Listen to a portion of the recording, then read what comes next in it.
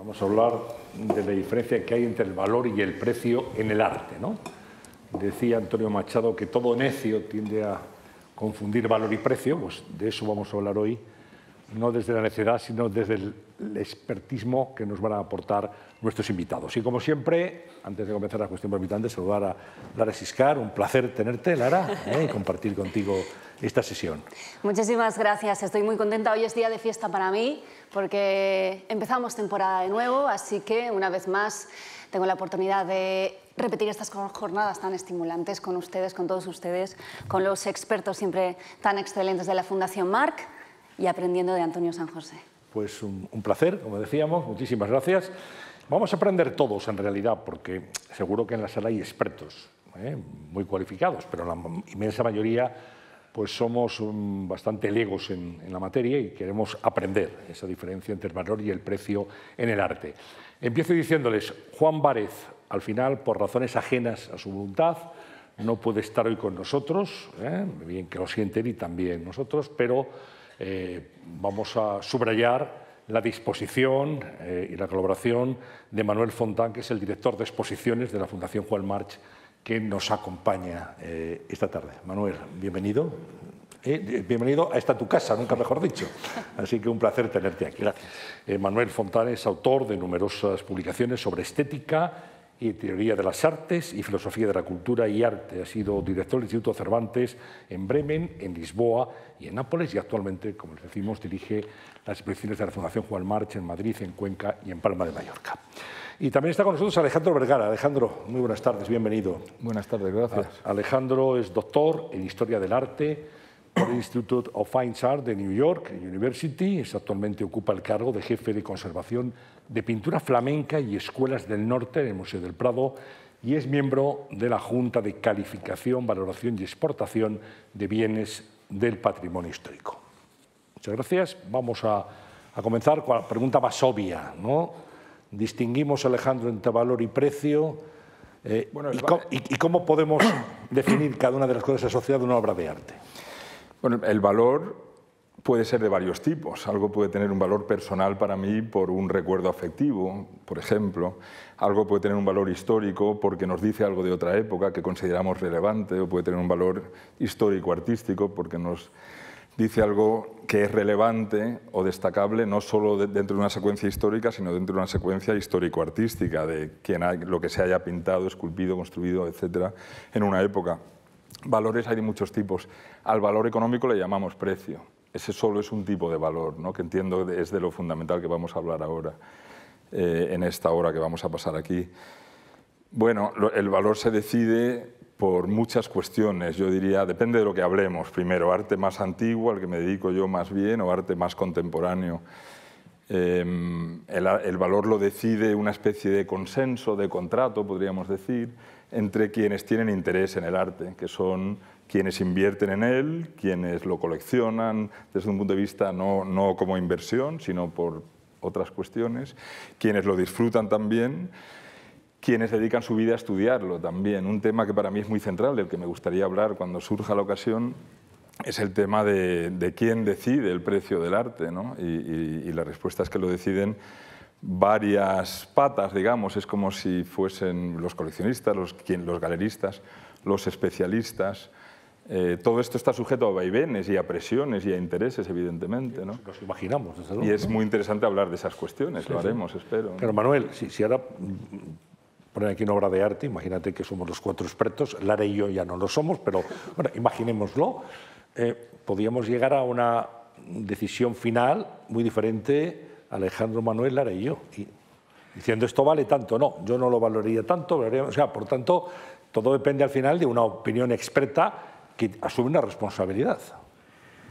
Pues sí, en ese ejemplo podríamos acabar decidiendo cada uno una cosa, pero porque obviamente las decisiones acerca del valor y el precio son subjetivas, ¿no? Pero que sean subjetivas no quiere decir que sean arbitrarias.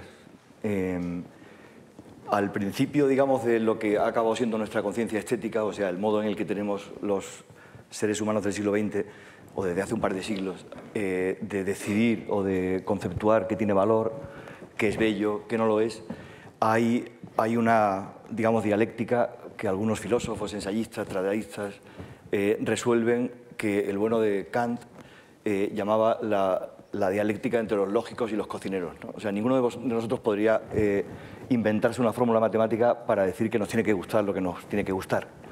Pero tampoco estamos dispuestos a renunciar a una cierta pretensión de universalidad subjetiva, es otra expresión de Kant, de cierto valor intersubjetivo que tienen las cosas, porque si estuviéramos dispuestos a que todo fuera o la razón algebraica, la ciencia, o el gusto en el sentido en el que lo usan los cocineros, lo que te gusta por la pura satisfacción sensible, tendríamos que decidir que todo lo que es importante en nuestra vida, las decisiones éticas, amorosas, de amistad, profesionales, es decir, todo lo que no es ni completamente objetivo ni completamente subjetivo, tendría que reducirse a uno de esos dos campos, y esto no es posible, ¿no? De manera que hay que alcanzar algún tipo de consenso, o hay posibilidades de alcanzar consensos. Como decía Alejandro, en el caso del arte, esos consensos se consiguen con la opinión de los colegas del artista, los críticos, los dealers, los galeristas, los coleccionistas y el público, ¿no? Eso básicamente es lo que Alan Bowness en un libro célebre llamaba los 4 círculos del reconocimiento artístico, ¿no? O sea, los 4 momentos que tienen que darse, al menos alguno de ellos, si no todos, para que un artista alcance cierta fama, se le celebre póstumamente o en su momento, y por tanto se considere que sus obras tienen valor y también tienen precios, ¿no? No me voy a poner muy metafísico, a menos que me dejéis, pero como estoy sustituyendo a Juan Várez, que era como el representante del mal, o sea, del mercado, y lo voy a hacer peor porque no estoy en el mercado, o estoy de una manera muy relativa, porque no hacemos exposiciones en las que las obras estén a la venta, sino que hacemos otro tipo de exposiciones institucionales como las que hace Alejandro en el Prado. Pero sí hay una cuestión que me parece que es importante declarar, ¿no? Y es, a ver, la diferencia entre valor y precio, ¿es una cuestión de precio o es una cuestión de valor? Si es una cuestión de precio, lo único importante es ver qué precio le ponemos a cada cosa. Pero si hay algo que está más allá del precio, algo sobre lo que hay que ponerse de acuerdo, que no es reductible a su valor cuantitativo, entonces es posible que haya aspectos de la realidad, obras de arte, objetos que tengan un valor y que ese valor no se pueda reducir a su precio. Y si son tantos los factores que hay que tener en cuenta para ponerle un precio a una obra, que entiendo, bueno, yo creo que todos sabemos, ¿no?, que no siempre coincide, no tiene por qué coincidir con el valor artístico de esa obra. Otra de las preguntas esenciales que tú avanzabas, Alejandro, ¿quién decide lo que vale una obra de arte y en base a qué? Pues es una cuestión absolutamente clave. Mira, hay veces que no hay que discernir. Las meninas, por ejemplo, no tiene precio, no es una cuestión que importa. Las meninas, por definición, solo tienen valor, el valor histórico, artístico que le hemos dado a lo largo de los siglos. Nunca se podrá vender, por lo tanto, precio nunca tendrá, ahí no importa. Pero ¿y si se pudiese vender? Te quiero contar un ejemplo práctico con el que me he encontrado. Peter Bruegel el Viejo es uno de los grandes del 16, muere unos 4 años después de Miguel Ángel. Uno de sus hijos, Peter Bruegel el Joven, es un copista. Un empresario, señor importante, aparece en colecciones de grabados como un señor de Amberes importante, pero tiene una empresa que hace copias de cuadros de su padre. Su padre muere cuando él tiene 2 años, no se forma con él, pero hereda material de taller. En el Prado tenemos colgado ahora en sala un cuadro que es una de 120 versiones de un cuadro del padre, hasta ese punto. Conocemos muy bien lo que hacía y hacía versiones de todos los niveles, muy buenas, no tan buenas como las del padre nunca, relativamente van bajando, van bajando. En el mercado del arte actualmente es muy interesante ver lo que ha pasado con él. La sala de subastas Christie's tiene una página en la que explica muy bien. Christie's y Sotheby's es como se vende casi todo el arte, hablando de pintura de los siglos, bueno, de pintura occidental sobre todo. Tiene una página web muy bien trabajada. Hacen una labor excelente las 2 casas de subastas. Tiene una página web sobre el tema de Peter Bruegel el Joven, y la tienen porque les interesa el mercado que puede surgir de este pintor. En esa página web se lee en inglés, lo podéis ver cuando queráis, se lee en inglés. Como quedan pocas obras del padre, quien tenga interés tiene que fijarse en el hijo. Y después se viene a decir lo siguiente. Una obra maestra, dice, a true masterpiece, una verdadera obra maestra, es una cuestión discutible ese concepto, ¿no? Pero una verdadera obra maestra de Peter Bruegel el Joven cuesta unos $10 millones, dice la página web. una buena obra, a fine work, una buena obra cuesta en torno a 100.000. Claro, quiera decir lo que quiera decir obra maestra, Peter Bruegel el joven no pintó ninguna obra maestra, de ninguna manera. Fue un empresario que hacía copias de cuadros de su padre. ¿Qué está haciendo la casa de subastas legítimamente, como cualquier persona que tenga una empresa? Está intentando, con mucho éxito por cierto, poner un precio muy elevado a un pintor que no hacía cuadros para ese segmento del mercado. Ahora mismo se venden cuadros de 3, 4, 5 a 10 millones de euros de este pintor, que no es un gran pintor en términos históricos y a quien comprendemos bien en su contexto histórico. A lo que voy con esto es a que las personas o digamos que las instituciones, los entes que compiten por ponerle precio a las cosas, acaban de surgir dos. Uno es la casa de subastas y otro en este caso soy yo. Yo no tengo mayor interés en que no suba el precio de Peter Bruegel el joven, pero tengo una opinión al respecto que es histórica, no es de mercado. Como eso te puedes encontrar 1000 casos en los que las partes interesadas están ejerciendo presión. La presión puede ser tan evidente como en un pintor que viva ahora o una pintora que haya muerto hace unos años. Si yo compro muchos cuadros de ese artista, me puede interesar ya mantener el precio de ese artista, lo cual quiere decir que me va a interesar publicar libros, si son libros muy aparentes para cierta clase social, mejor. Me va a interesar hacer exposiciones sobre ese artista, etcétera, etcétera, ¿no?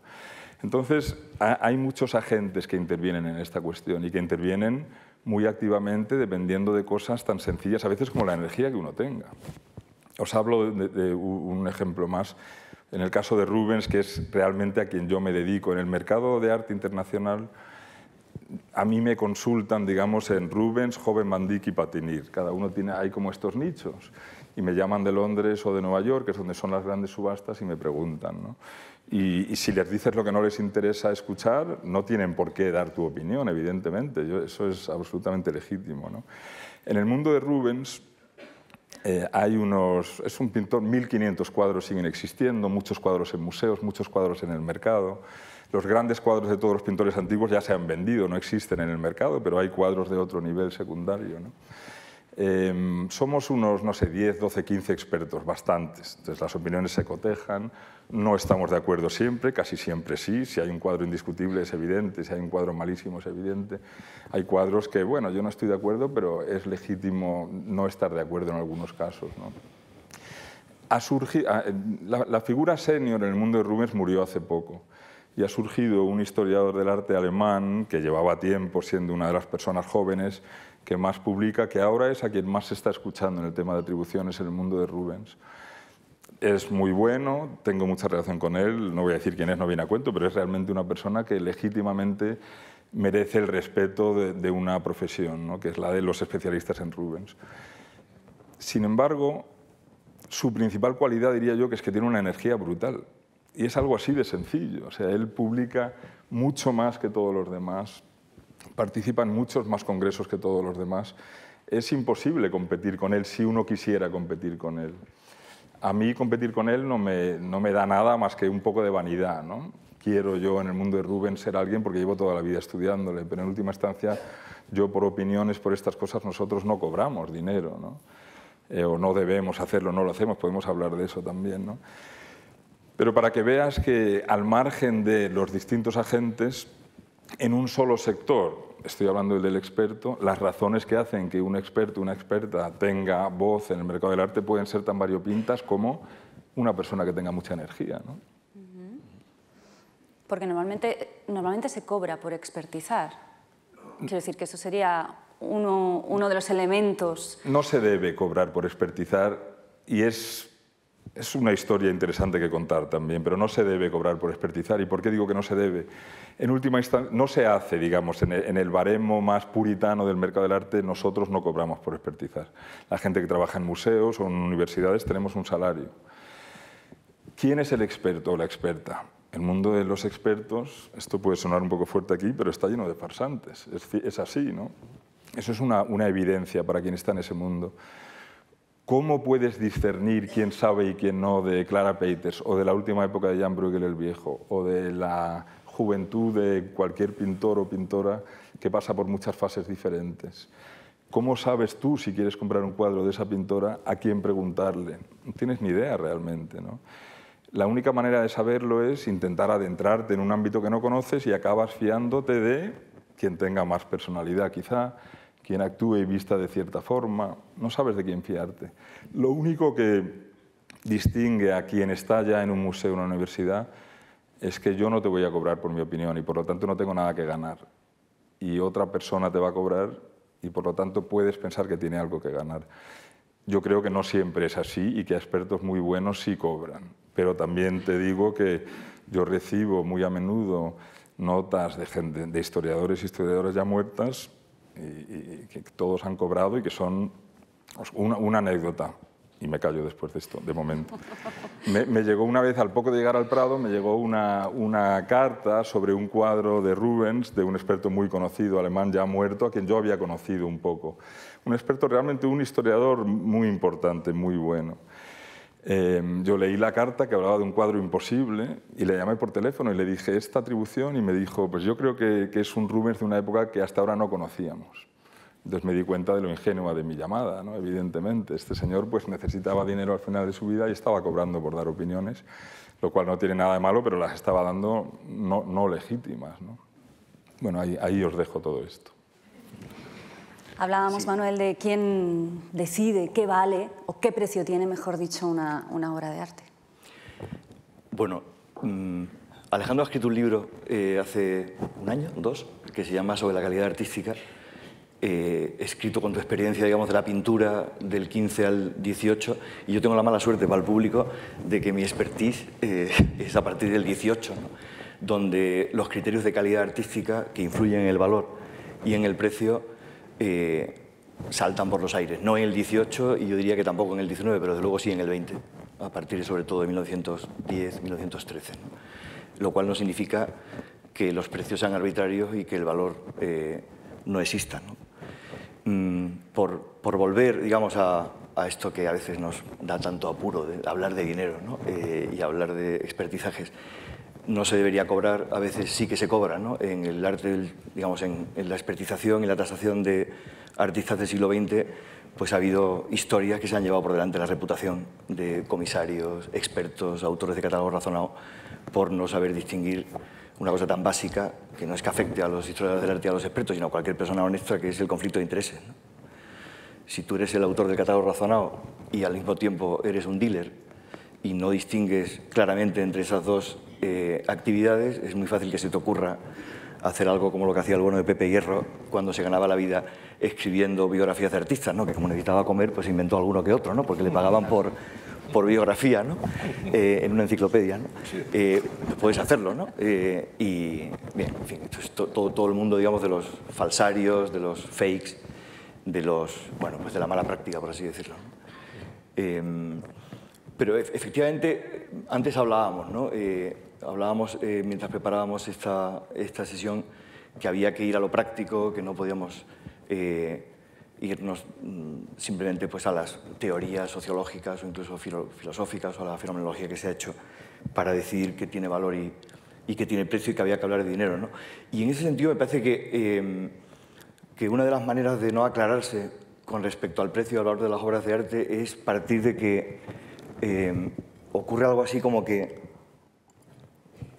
el mundo del arte, digamos que hay como dos mundos del arte, ¿no? El mundo del arte con minúscula, que está en el mercado y que por tanto, aunque digamos que el dinero no huele y uno se tiene que manchar las manos, y el mundo del arte con mayúscula, que es el que gestionamos las instituciones, en fin, que solo nos movemos por el puro arte, ¿no?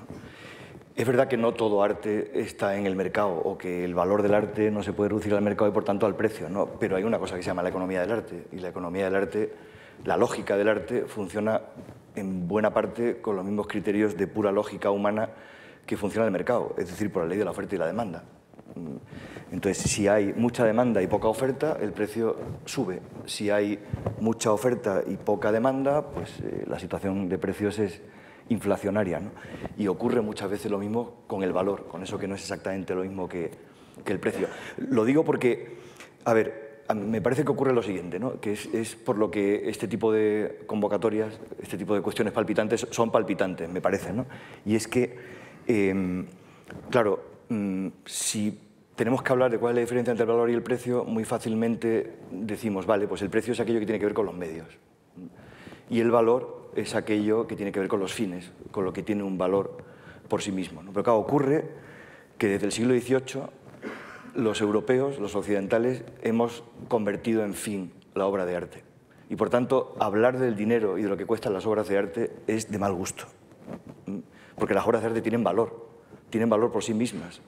No se puede preguntar por el precio de las meninas, ¿no? Uno no puede ir con el fajo de billetes, ponerlo encima de la mesa y decir, a ver, ¿cuánto vale este Rubens? ¿No? Es una cosa de la que no se habla, ¿no? Es decir, pero tienen precio. Y cuando uno se lee tu libro, por ejemplo, se encuentra con cosas tan llamativas, que si hubieras contado que es algo que supiste de las transacciones entre galerías de Nueva York en los años 70, todo lo hubiéramos creído, que es cuando cuentas que hay talleres que hacían obras de arte mejores o peores en función del precio que estaba dispuesto a pagar quien las pagara, ¿no?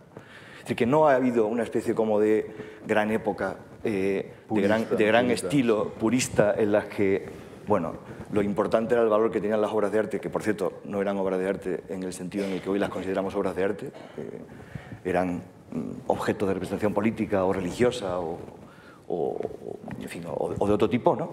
Y después el mundo de las transacciones económicas, porque digamos, el fondo conceptual creo que es el mismo.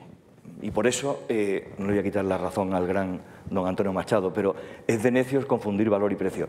Es obvio, pero es bastante fácil confundir valor y precio porque hay un aire de familia y hay una conexión entre ambos conceptos. Es una salvajada, pero cualquiera de nosotros podríamos decir que la dignidad humana, según las áreas geográficas, tiene precio. La dignidad de la vida humana en Gaza, o en Israel, o en Oriente Medio, vale mucho menos que lo que vale en Europa. Aquí alguien se cae en una acera y el Estado del Bienestar moviliza 15.000 euros para llevarlo a un hospital, operarle. Bueno, allí muere gente cada medio segundo y no ocurre nada, ¿no? O no ocurre nada de particular, ¿no? ¿Podríamos decir con propiedad que un cuadro vale tanto como alguien esté dispuesto a pagar por él? Y ahí nos vamos al mundo de las subastas, por ejemplo. Tú citabas antes, Alejandro, Sotheby's, Christie's, el mundo de las subastas en España también, hay casas muy prestigiosas. Es decir, un cuadro puede ser, ¿esto cuánto vale? Lo que alguien esté dispuesto a pagar por esta obra. Claro, evidentemente eso es así. Y sin embargo, alguien está dispuesto a pagar informado o animado por cuestiones externas, que son estos agentes a los que me refería antes. Que una casa de subastas esté haciendo una labor durante una década diciendo este es un pintor importante, vale hasta 10 millones de euros. Eso puede hacer, no, de hecho hace que yo como comprador pues decida invertir ahí. Y a partir de entonces yo trabaje, si tengo cierto poder, para que ese precio no baje, ¿no? O sea que sin duda las cosas valen lo que se pagan por ellas, pero no se paga por ellas una cantidad justa, digamos, se paga por ellas una cantidad que en parte es justa como consecuencia de un mercado que podamos llamar sin presión, pero también existe la presión sobre el mercado. No es que sea justo o injusto, es que es la realidad, ¿no? Te voy a poner otro ejemplo práctico. Si me podéis poner una diapositiva que he traído, solo he traído una, pero os la voy a enseñar porque viene a cuento con esto.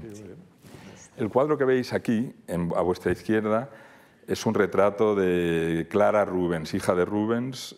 Murió con unos 14 años, ahí debe tener una edad parecida a esa, este que veis aquí. Pertenecía al Museo Metropolitano de Arte, fue una donación, siglo XIX, principios del XX. El Metropolitan de Nueva York tenía un gran conservador, un gran historiador del arte especialista en pintura flamenca, sobre todo holandesa, la persona que más escribía sobre Vermeer. Murió hace unos años. Antes de morir decidió que este cuadro no era de Rubens, en contra de atribuciones anteriores, y el Metropolitan hizo algo que muchos museos privados, en Estados Unidos, en otros lugares también museos privados pueden hacer, que es poner a la venta el cuadro. Ellos lo llaman de-accession y eso quiere decir que lo venden por una cantidad que pueden utilizar para volver a comprar arte, ¿no? No era de Rubens, en su opinión, una persona realmente autorizada, con crédito, que trabajaba muy bien, no infalible, evidentemente, pero salió a subasta final de los años 90, no hace mucho tiempo, con una estimación 20-30.000 euros. vendió en 626.000 euros. Lo compró un particular que lo ha tenido prestado en el Museo Casa de Rubens en Amberes. ¿Cuánto vale este cuadro? 626.000 euros. Es lo que alguien ha pagado, dólares, es lo que alguien ha pagado por él. Os lo pongo comparado con otro cuadro que es de la misma chica unos 10 años antes, con unos 4 años, que es una cosa maravillosa de cuadro. Es un cuadro, me gusta decir de él, que no es un retrato de su hija, es un retrato del amor que el padre siente por ella, ¿no? Así de bonito es ese cuadro. Y es capaz de contarnos algo que solo nos puede contar el arte, ¿no? Hacernos enfrentarnos a nuestro propio amor o a la idea de un amor de padre en una imagen. El contraste con ese cuadro maravilloso, que es un cuadro en colección particular, en la colección de los príncipes de Liechtenstein, ese contraste le ha hecho mucho daño a este cuadro. ¿Qué pensamos ahora, o qué pienso yo ahora, y qué pensamos un poco el consenso entre quienes nos dedicamos a este pintor? Yo creo que ha acertado quien ha cambiado la atribución y ha decidido que este cuadro es de Rubens. Nos ha hecho además ver a los demás que son dos cuadros que tienen funciones distintas, no son realmente comparables. Este es un boceto muy personal y el otro parece ser un boceto mucho menos terminado, una preparación para otro tipo de imagen que no conocemos. Este de aquí, el que es el más feo, digamos. Si uno lo mira de cerca, tiene además caligrafía de Rubens, tiene movimientos de pincel, tiene, fijaros en el pelo, en los mechones, en el pelo que surge de la frente. Bueno, tiene características que me hacen pensar que lo han visto muy bien y nos han hecho a los demás volver a verlo, porque pensábamos que no era. Lo que creo que sigue sin ser es un gran cuadro. Y eso es subjetivo. Yo creo que ahí hay que admitir que eso es, si vienes tú o cualquiera de nosotros mañana y me dice, es que me encanta el estrabismo que parece tener la chica o el movimiento del pincel en torno a los hombros, ¿quién es quién para decir que eso no es un gran cuadro, ¿no? Bueno, yo cuando digo eso quiero decir dentro de un cierto consenso, un cierto canon, una cierta manera de entender a Rubens, diríamos que no es un cuadro equivalente al otro. Bueno, ahí hay otra cuestión que surge, ¿no? Es legítimo, es de Rubens, pero a lo mejor no es un gran Rubens. Se lee mucho en prensa, sobre todo. Se ha vendido lo que sea, un Picasso, lo que sea. Bueno, pues Picassos hay fabulosos, malos, muy pocos, pero hay un baremo muy largo. Es como nos ha pasado a todos con la historia de la música. Cada uno nos gusta las piezas musicales que nos gusten y no nos tiene que gustar un músico siempre, ¿no? Yo creo que esa es una primera distinción importante, hablando de valor, precio. Pero bueno, es un ejemplo que te dice que sí, que evidentemente las cosas valen lo que paguemos por ellas, pero pagamos por ellas cosas distintas en distintas épocas y ese precio es variable y está sujeto a cuestiones diferentes como estas que hemos comentado, ¿no? Manuel. Yo diría, estoy de acuerdo con Alejandro. Claro que algo puede valer, o algo vale, o tiene el precio que alguien esté dispuesto a pagar, pero las cosas se deprecian también. Ese precio que se paga hoy puede perderse en unos años o puede crecer, puede aumentar. Y claro, y eso hace pensar esa variación en el tiempo, que el arte, digamos, el mercado del arte, el arte tiene su economía, lo que se puede llamar la economía de su valor, que no coincide exactamente con su precio, porque nadie en su sano juicio, creo que habría un consenso humano en decir que nadie en su sano juicio le pondría precio a la objetivación del amor de Rubens por su hija, que se ve en la pintura de las dos, que es obviamente para mí también la mejor, pero la pintura tiene un precio mayor que la otra, ¿no? Y eso hace que, claro, la economía del arte no sea solo una economía, digamos, una economía real, es también una economía financiera, ¿no? Es decir, que inversiones, es una economía de crédito. Coleccionistas, ¿no? Claro, galerías. Claro. Es decir que, a ver, si no me equivoco, yo no sé mucho de economía, pero el otro día leía que el 15 de agosto del año 71 Nixon rompió la convertibilidad del dólar al oro. De manera que un dólar ya no se correspondía con la 50ª parte de una onza de oro, sino que se correspondía con otro dólar. Es decir, ¿es arbitrario? No, es una convención. Si el dólar tiene la capacidad de intercambiar bienes, pues, digamos, puede valer igual que el patrón oro, ¿no? O sea, en el fondo, todo dinero es crédito. O sea, todo dinero, digamos, apunta al valor que van a tener las cosas no solo ahora, sino en el futuro. Y en el futuro se pueden depreciar o pueden aumentar de precio. Yo diría que incluso el valor que no está sometido al precio del que tú hablabas, el valor humano objetivado en la pintura, que se objetiva de otra manera distinta en la poesía o en la prosa, también varía. no creo que se pueda decir que el valor que tenía para los contemporáneos de Rubens comprobar cómo el pintor había conseguido, digamos, pintar el amor a su hija, sea el mismo valor que le damos nosotros. Han pasado muchos siglos, quizás la infancia, por ejemplo, está sometida a otros peligros que en ese momento, o tiene otros valores, tiene mucho más valor hoy, por ejemplo, que entonces, ¿no? Donde era mucho más común que, lamentablemente, los niños murieran a los 14 años, ¿no? También hay una variación del valor no sujeto al precio, por así decirlo. Y esta manera de funcionar de lo que podríamos llamar el mercado del arte, ¿funciona igual con el arte contemporáneo o emergente, con los artistas, pues bueno, incluso con los que están vivos todavía, que puede haber mayor incertidumbre, ¿no?, a la hora de invertir en sus obras, que con el arte anterior, que por ejemplo con los grandes artistas flamencos que podrían parecer un valor más seguro, pero ¿es así?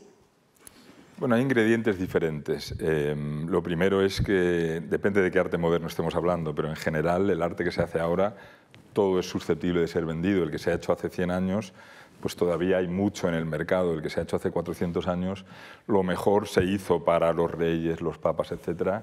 La Capilla Sixtina está vendida desde el principio, diga las Meninas también, ¿no? Hay una diferencia grande, es que no hay grandes obras de arte, grandes obras maestras, de nuevo usando ese término, a la venta de pintura antigua. Todas ya están en manos de para quien se hicieron, ¿no? Hay alguna excepción, pintores que no pintaban para grandes coleccionistas, Vermeer quizá, pero bueno, se le valora ya mucho hace 150 años al menos, ¿no? Esa es una diferencia muy grande. Yo creo que otra también es la disputa por ese canon o esa jerarquía de quien está todavía en activo. De nuevo, ¿quién decide, ¿no? ¿Quién decide de entre los jóvenes? ¿Qué galeristas? Deciden los galeristas en gran medida, los medios, galeristas y coleccionistas, diría yo, sobre todo. Tú quizá conozcas ese mundo mejor. Pero, por ejemplo, bueno, es una cuestión de...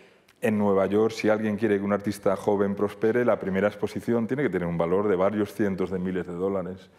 En Madrid quizá tendrá que tener un valor un artista joven nuevo de 10.000 euros. Menos iba a parecer que tiene poco futuro, ¿no?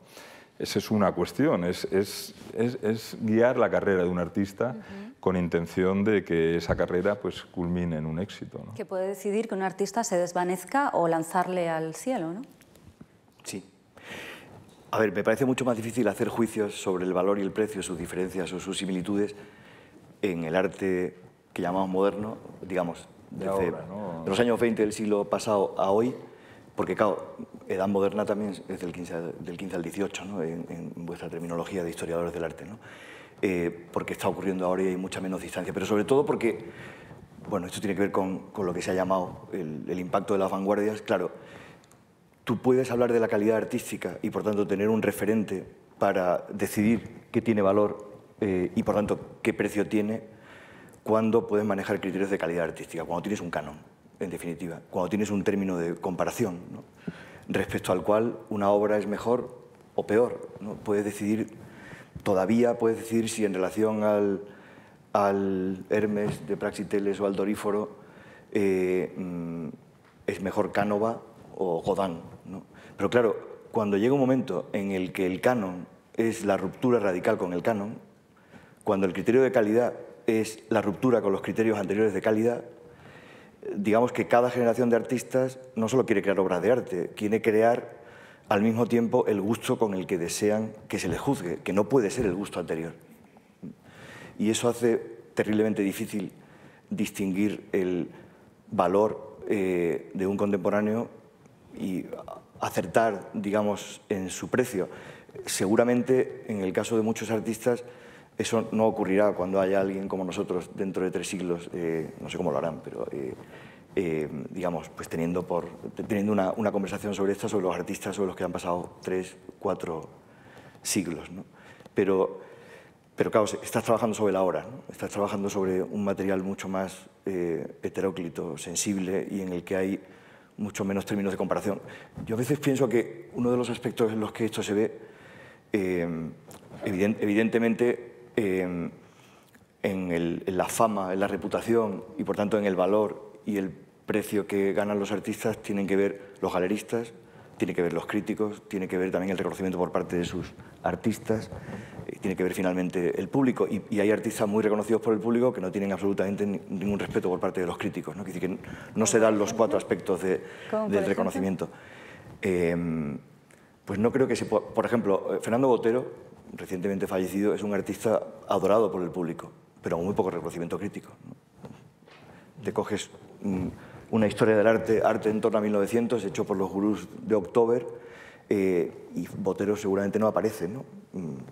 Bueno, españoles, por ejemplo, solo aparecen Chillida y Tapies, ¿no? Es decir, eso es lo que, digamos, es hacer juicio sobre lo que está ocurriendo en este momento. Son juicios difíciles, ¿no? Pero se pueden hacer.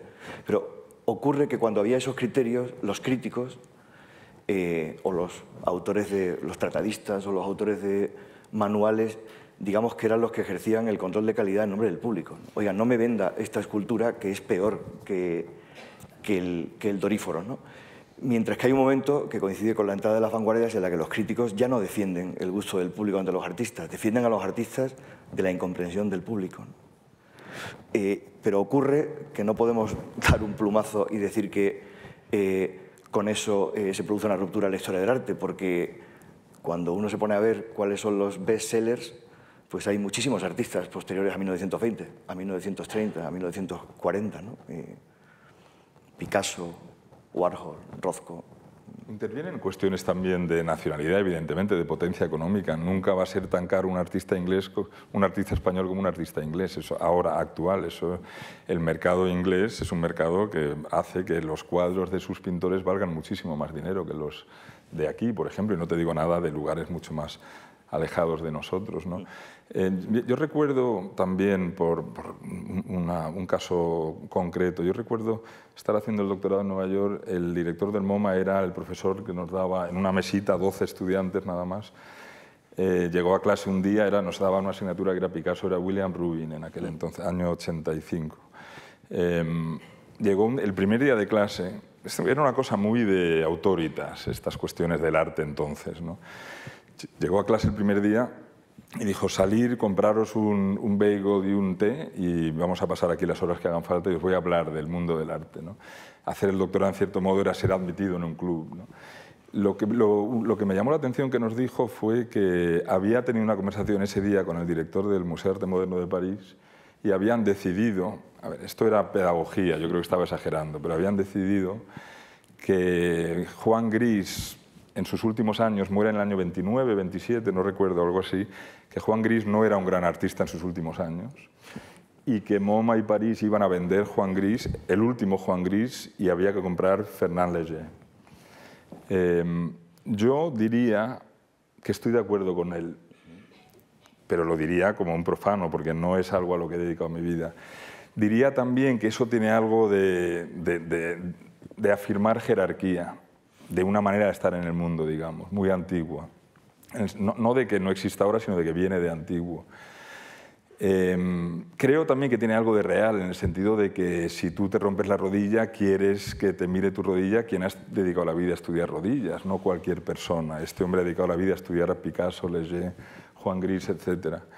Pero yo creo que hoy en día hemos aprendido que la vida y el devenir es más relativo de lo que pensábamos antes. Y aún así volvería atrás y diría que en una segunda clase que nos dio este mismo señor nos llevó a su piso y tenía un retrato de la época de las Meninas de Picasso a pluma, espectacular.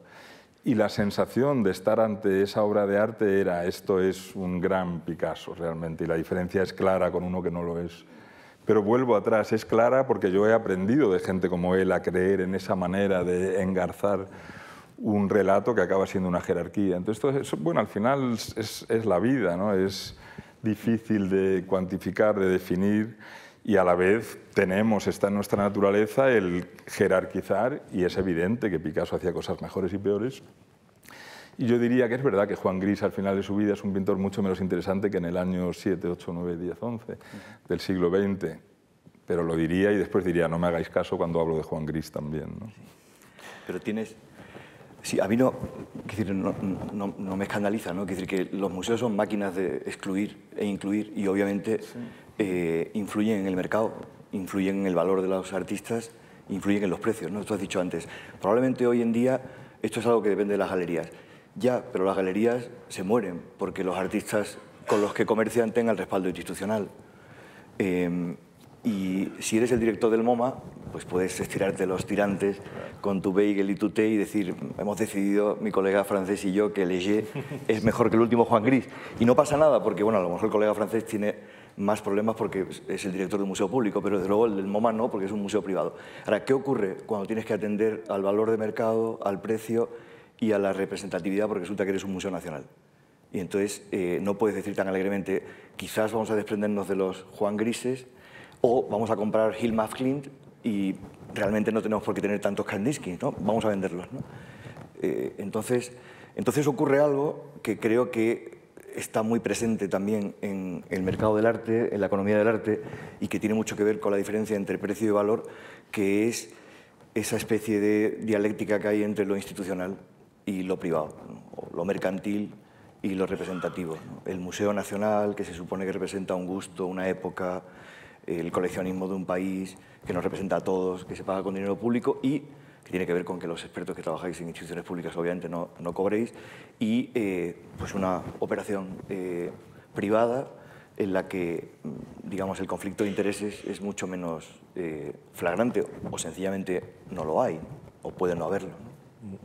Por objetivar y fijarnos en aspectos concretos que pueden determinar el precio y el valor de una obra de arte, de un cuadro en este caso, Alejandro, el autor, su nacionalidad, la época en la que está datado ese cuadro, el grado de conservación, la originalidad, la singularidad, la temática también influye. Estoy hablando de algunos aspectos, seguramente hay otros, ¿no? Todo este conjunto es lo que determina el valor. Todo eso, sí, su tamaño también importa. El tamaño, si es una tabla o es un lienzo. Bueno, no necesariamente, depende en quién, depende en qué artista. Hay artistas que pintan preferentemente en ambos medios, pero los hay que no, que pintan lo mejor en uno u otro. O sea que depende. Y el tamaño, en principio, también para ellos. Una carta de un pintor, abril 1618, tengo a la venta estos cuadros, te los quiero cambiar a ti por tu colección de esculturas, este vale tanto, este lo he pintado yo, este lo ha pintado mi mejor ayudante, yo lo retoco, vale un poquito menos, tiene un valor y se vende mucha copia, muchísima. Os he hablado antes de unos 120 cuadros de Peter Bruegel el joven. Esos cuadros tendrán valores de mercado diferentes. Todas esas cuestiones, pero también algunas, incluyendo lo que decía William Rubin, son muy variables, incluyendo en las instituciones públicas o, digamos, en la cultura, en el espacio público mayoritario, no de élite, no de expertos. El género es muy importante ahora mismo. Ahora mismo una mujer tiene más posibilidades de vender cuadros que un hombre. Por ejemplo, hay mucha demanda de pintura antigua pintada por mujeres porque hay poquísima. Antes, además de haber poquísima, no había demanda. Ahora hay mucha demanda. O sea, que tiene que ver con la exclusividad, ¿no? Nada que ver con el feminismo. No, las dos cosas, sí. El feminismo ha hecho que se considere legítimo buscar una cierta paridad o igualdad en las instituciones y, por lo tanto, hay un dinero, es como si hubiese una inversión pública y privada que va a buscar un producto que antes no se buscaba y, por lo tanto, sube el precio de ese producto. Un ejemplo, en el Metropolitan, que tiene una colección muy buena de arte que llamaban del siglo XX antes, hace tiempo que no voy, pero contemporáneo, estaban las salas con de Kooning, Pollock, etcétera, y había una sala previa que tenía unos pocos cuadros de quienes no eran los grandes santones de ese canon, pintura americana, años 50, años 50-60, como la exposición que hicisteis aquí, ¿no? En esa sala previa había algunas cosas un poco menores. Una de ellas era un pintor español, Esteban Vicente, porque se consideraba que como autor de collage era un pintor equivalente a estos otros. Esto es en el Metropolitan, que siempre pone, no sé por qué, de dónde es el pintor, ponía Spanish, en el MoMA pone Picasso, Spanish, lo pone siempre, ¿no? Como si fuese un dato muy importante, pero el hecho es que se pone, ¿no? En esta sala, previa a la gran sala del Metropolitan, había pues, un señor que fue importante como artista de collage, Esteban Vicente, un segoviano que hizo carrera importante en Nueva York, primeras exposiciones de Kooning, Pollock y compañía, está en los primeros libros que hablan de ellos, es uno de ellos, pronto cae de ese grupo, por las razones que sean, al margen de lo que a mí me parece un pintor maravilloso, pero bueno, yo sé que el MoMA y el Metropolitan valoran sus collages, tiene ese nicho, buscamos nichos, es la manera de ordenar las cosas. Esteban Vicente fue un pintor importante de esa época como autor de collages, no como pintor, parece ser, para el MoMA y el Metropolitan. La última vez que estuve, un español, o sea, un no americano, ya no está expuesto en esa sala. Ahora solo hay cuadros de Elaine de Kooning y de Lee Krasner, que son las mujeres de Pollock y de Kooning, que no eran pintoras por ser sus mujeres, eran pintoras que aprendían a pintar y por eso se conocieron y se casaron y dejaron de pintar o pintaron con menos fama que sus maridos, ¿no? Eso es una deriva que existe. Ahí hay un cambio de jerarquía. Yo recuerdo la ilusión de ver a Esteban Vicente ahí un día con este asunto de las identidades, ¿no? Pues es un pintor que tiene una juventud, una vida que podemos comprender desde aquí, y de repente el siguiente viaje que hago no ha caído de Kooning ni Pollock de las salas, lo que ha caído es Esteban Vicente, para que se cuelgue Lee Krasner o Elaine de Kooning. La segunda, sobre todo, es una gran pintora, yo creo, pero bueno, cuestiones que influyen en estas cosas, ¿no? Has tocado, cuando has dicho la cuestión de cuáles son los factores, digamos, ordenadamente, ¿no? Sí. Hay uno que es, digamos, que el artista o la artista haya sido más o menos prolífico, ¿no? Es decir, habitualmente bien, claro. lo escaso... Que haya más o menos producción, claro. Claro. A menor producción, mayor precio. Claro, entonces en el caso de las mujeres había menos, muchas veces producían menos, porque se ocupaban de otras cosas, digámoslo de una manera radical, y eso ahora está jugando a su favor, o puede jugar a su favor, porque si no, digamos, el funcionamiento del mercado es que si de algo hay mucho, es barato, y si hay poco, es caro. Entonces, es posible que podamos pensar en otro tipo de economía que no sea la economía de mercado capitalista, pero por ahora lo que puedes comprar por millones pues vale 0,50, y aquello de lo que solo existe un ejemplar pues es un original auténtico, único, por el que se pueden pagar millonadas, ¿no? Hay otro aspecto, diría... Esto... No, claro, muchos, por eso digo, vamos a intentar señalarlos porque hay otro nos va a orientar, ¿no? Quizás Alejandro está de acuerdo conmigo en que es más privativo, digamos, del siglo XX, del siglo XXI, y es, me he acordado antes cuando citabas el nicho, ¿no? Claro, hay que buscar el nicho. Claro, lo que pasa con los nichos es que la mayor parte están ocupados por muertos, entonces no te puedes meter porque ya está... y entonces si te quieres meter lo tienes muy difícil, porque si quieres ser un pintor realista de escenas de interior o de... pues tienes que medirte con Vermeer, tienes que medirte con la tradición de figuración que ha habido de Vermeer hasta hoy, no es fácil, ¿no? Entonces, digamos, la capacidad de hacerte visible, de ser diferente, y de no parecerte a nadie, o por lo menos de no parecerte a nadie... Porque la originalidad. La originalidad, que es el dato... La singularidad. La singularidad de la originalidad, que junto con la capacidad de ser imitado, o sea, de crear escuela, es lo que en buena lógica manda en digamos, en la lógica de la vanguardia o la lógica del arte del siglo XX y del siglo XXI. O sea, la capacidad... A mí Cela no me cae muy bien, pero una vez le oí una frase que me pareció muy razonable, ¿no? Dijo, cuando en un sitio huele mucho a algo, el secreto no es oler más fuerte, sino oler a otra cosa, ¿no? Hoy, si el artista no huele a otra cosa, es invisible, ¿no? Es decir, porque la cantidad de galerías, de producción, de artistas, de gente que quiere estudiar arte, de facultades de bellas artes, la globalización que permite que todo se compare con todo, que se diluyan las fronteras, aunque obviamente tiene muchísima importancia todavía pertenecer a un área geográfica o a otra, pues juega una importancia radical, ¿no? En este formato de la cuestión palpitante, saben que los espectadores, seguramente a distancia, a través de streaming, pueden hacernos preguntas. Han llegado algunas a través de la página web de la Fundación. Vamos a ver qué curiosidades tiene el público. Lara, para nuestros invitados. Vamos a ello, porque además este tema ha despertado mucha curiosidad, desde luego. Por ejemplo, Juan José Tejero pregunta: ¿se podría decir que en los tiempos que vivimos ha habido una disminución en cuanto a la calidad de las obras de arte respecto al pasado? Yo creo que no, a grandes rasgos. Me explico. La calidad solo se puede definir técnicamente, yo creo. Leonardo habla, es pintor aquel que puede pintar una mano sobre una superficie plana y hacer que la mano parezca salir de esa superficie. Eso lo podemos medir. Muy difícil de hacer. Nos creemos ahora que es fácil porque lo hemos visto tantas veces, pero eso es muy difícil de hacer. Sobre todo lo era cuando no se había aprendido colectivamente a hacerlo, ¿no? Eso ya no se valora, ¿no?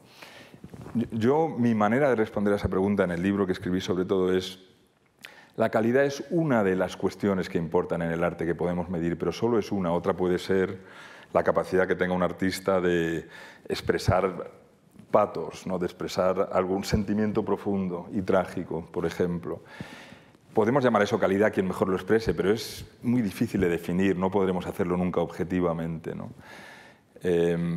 También puede ser algo que valoremos hoy en día, que algo sea muy impactante, muy publicitario, que tenga colores, muchas cuestiones distintas. Yo creo que ninguna de esas es útil llamarla calidad. Entonces yo lo que respondería a eso es que la calidad artística no es más que una de las cuestiones que importan en el arte y ahora mismo no es la cuestión que más importa. Parece una salida fácil, pero creo que es la única útil realmente, porque nos hace fijarnos en otras cuestiones que importan en el arte. Impacto, expresión de vida interior, de ánimo, lo que queramos, ¿no? Si queremos llamar calidad a quien mejor exprese vida interior, sentimiento profundo, entramos en un terreno en el que nunca vamos a ponernos de acuerdo, ¿no?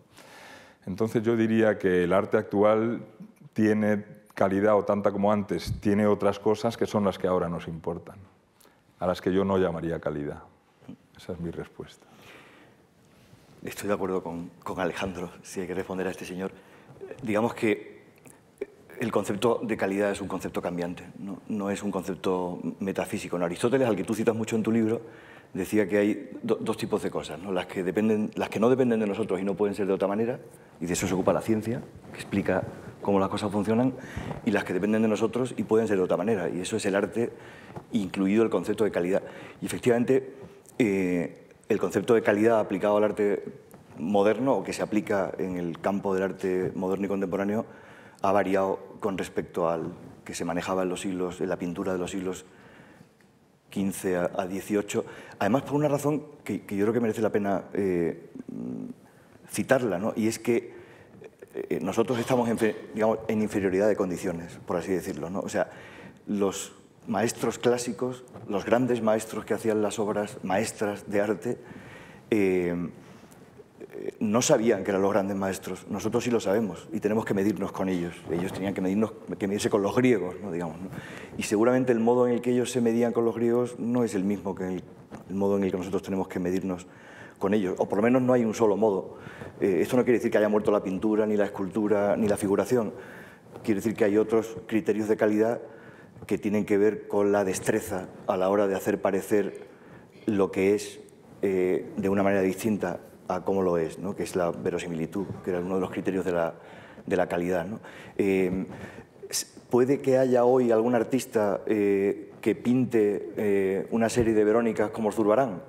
Pues no lo sé, yo no lo conozco, pero no es imposible, ¿no? Pero ya no importa, ¿no? Pero no importa, y sobre todo muchos artistas se han dado cuenta de que en el siglo XVI el artista representaba el sufrimiento pintando el rostro de Cristo, y en el siglo XXI el artista representa el sufrimiento haciendo que sea el propio lienzo el que sufra. Entonces te sale Frank Auerbach o te sale la Verónica de Zobel, que tuvimos expuesta en el Prado hace unos meses. Es decir, no es una representación del rostro sufriente de la divinidad, es una representación de la propia obra de arte sufriendo y siendo escupida, machacada, rasgada, destrozada, ¿no?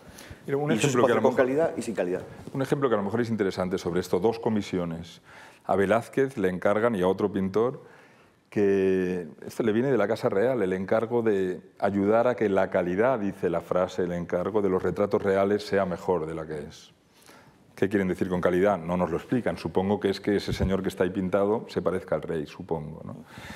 Otra comisión distinta, cuyos datos no conozco. El Estado español invierte en comprar obras de arte en Arco todos los años.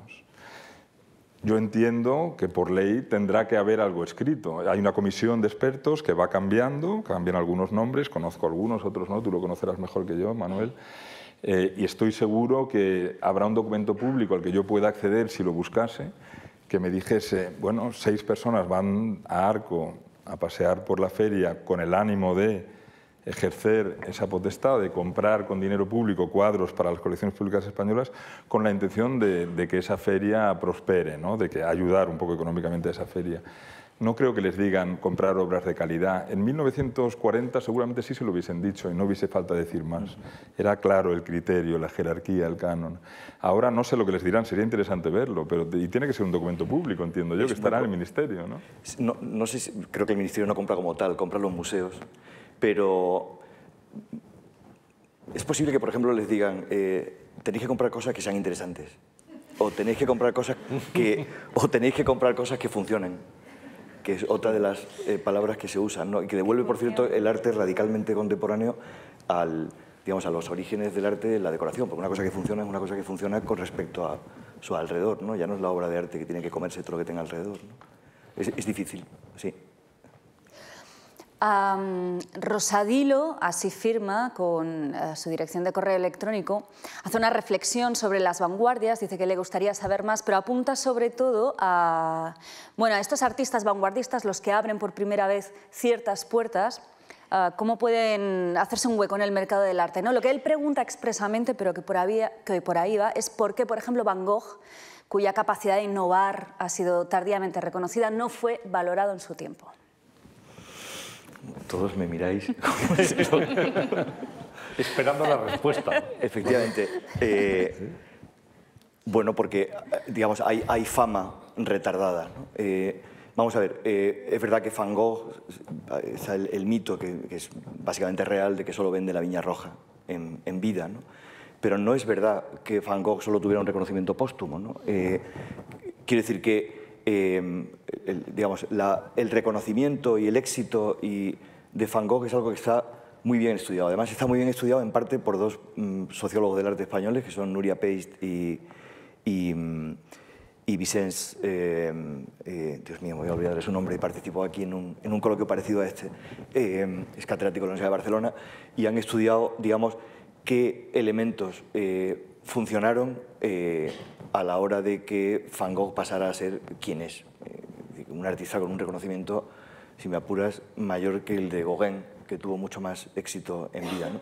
Pero remitiéndome a los famosos círculos de reconocimiento de Bowness, fue un artista digamos, que la crítica conoció y admirado por algunos de sus pares, ¿no? Por ejemplo, por Gauguin, que convivió con él durante mucho tiempo, ¿no? ¿Podía haber vendido 20 obras 5 años antes de morir? Pues es probable. Claro, hay algo que también funciona aquí y en general en la vida, que es la fortuna, los golpes de fortuna, ¿no? ¿Qué hubiera ocurrido si hubiera estado en tal sitio a tal hora, o sea, en el lugar adecuado, en el momento justo? Pues quizás las cosas habrían cambiado, ¿no? Hay unos artuns muy divertidos de Pablo Helguera que habla de artistas que no han tenido éxito en la historia del arte, ¿no? Entonces, es gente que se llama de una manera muy parecida a artistas que sí han tenido éxito, pero que llegaron 10 minutos tarde, o que pintaron una obra, pero un par de meses después de que el otro la pintara antes, ¿no? Y que por eso pues, no han sido reconocidos, ¿no? Hay claramente golpes de la fortuna, ¿no? Y en el caso de Van Gogh, pues hubo golpes de la mala fortuna. Yo creo que otra cuestión en su caso que debe tener importancia también es su hábitat. Él no habitó el circuito hasta muy cerca del final de su vida, no habitó el circuito que había que habitar para tener éxito, sencillamente. No tenía galeristas. No solo eso, no galeristas o críticos. Él es una persona pues, muy marginal durante cierta época de su vida, ¿no? Entonces es más difícil, ¿no? También le pasa lo mismo a Vermeer. En vida, Vermeer es una persona cuya mujer tiene dinero, él se convierte al catolicismo, ella es católica y pinta en casa básicamente para su mujer y para un cliente, entonces no tiene que buscar más allá. Velázquez no es conocido hasta que empiezan a venir aquí en el siglo XIX gente interesada en arte, porque Velázquez está en Madrid básicamente, entonces fuera de Madrid no se conoce a Velázquez, con un par de pequeñas excepciones, ¿no? Sí. Entonces depende también, tu hábitat influye mucho, ¿no? No sé si nos da tiempo para una última pregunta, aunque las respuestas tienen que ser breves. María Eugenia Bejerano pregunta, ¿qué valor tiene la crítica de arte? ¿Creen que los nuevos críticos son los comisarios? Y para ustedes, ¿qué valor tiene un comisario? Ahí queda. Bueno, los dos lo somos. Es una de las cosas que se me ocurre responder. Por alusiones. Bueno, los dos lo somos. Es una labor maravillosa, eso es lo primero que se me ocurre. Qué maravilla, ¿verdad? Sí. Dedicarte a lo que te has dedicado toda tu vida, a pensar en algún prisma particular e intermediar entre la gente que tiene interés y esas obras. Es maravilloso, ¿no? ¿Ha desaparecido el crítico? Yo diría que sí, que en España, sin duda. En mi opinión, es muy difícil encontrar una crítica de arte realmente seria, cuya presencia sea constante, lo suficientemente constante como para que yo pueda medir y que tenga influencia. Una razón, se me ocurre, es que en el caso de los museos, por ejemplo, todo el mundo ahora gana dinero de los museos. O sea, yo invito a mis colegas a dar conferencias a los museos, a un curso. Eso no quiere decir que mis colegas no vayan a hablar mal de una exposición que hago yo. Es exactamente lo que quiere decir. Es lógico que así sea, pero es lógico que así sea. No sé cuál es la razón, sería importante analizarla. Sí. Sería interesante analizarlo, pero es un segmento que falta muy claramente, yo creo, en el mundo del arte, es el de una crítica como creo que sí existió en otro momento, ¿no? Antes, bueno, perdón por la autocita, ¿no? Pero creo que hubo un momento de mutación histórica en el que los críticos pasaron de defender el gusto del público contra los artistas a defender el gusto y la voluntad de los artistas frente al público, ¿no? Quizás la figura que marca ese cambio es Baudelaire, como crítico de arte, ¿no? Pero creo que últimamente ha habido una mutación que se debe a varios factores, ¿no? No quiero decir que no exista la crítica. Existe la crítica porque sigue habiendo críticos. Y creo que sigue habiendo críticos que, digamos, que han evitado el conflicto de interés. Como decía Alejandro, si yo asesoro una galería, escribo textos para el catálogo de 4 instituciones, formo parte de un fondo de inversión en arte contemporáneo, estoy en el patronato de 3 museos y además hago crítica, me parece que es un poco complicado mantener eso que se llama la objetividad y la distancia del crítico, ¿no? Ahora, si solo hago crítica, pues es bastante probable que pueda hacer juicios a veces sumarísimos, ¿no? Y los hay, no son muy frecuentes. Si no, pues lo que hay es un cierto control de calidad y publirreportajes. Pero esto es un mal, creo, o un defecto que tiene el periodismo en su totalidad, ¿no? No solo en el caso de la crítica de arte, ¿no? Me parece que es mucho más grave lo que ocurre en el caso de la crítica literaria. Pues con esa reflexión inteligente terminamos esta sesión, sin duda muy útil, muy pedagógica, muy didáctica, muy práctica también para, sobre todo, los que no estábamos familiarizados con el mundo del arte, con el mundo de la tasación, ¿no? Y el valor y el precio de las obras, ¿no? Y sobre todo de los cuadros.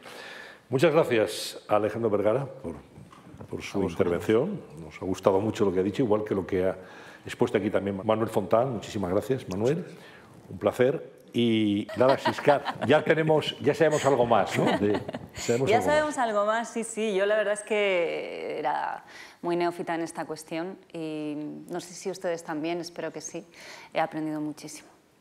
Bueno, pues esperemos que también ustedes, si van a comprar un cuadro en el futuro, que sepan, ya saben, los parámetros, los factores, el hábitat de los artistas, ya tienen todos los datos para poder hacerlo con la mejor de las decisiones posibles. Muchas gracias y hasta una próxima sesión de la cuestión artística. Gracias.